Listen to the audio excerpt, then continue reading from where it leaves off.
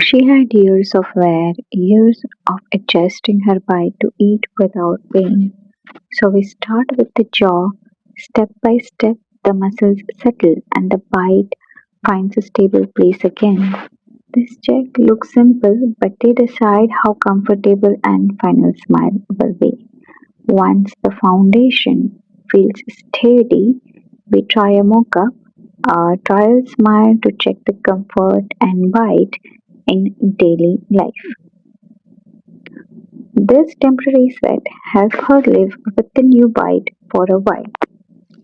Eat, talk, smile, so we know the final result stays stable, and then we build her final smile. This is her final smile now, steady, comfortable, and natural.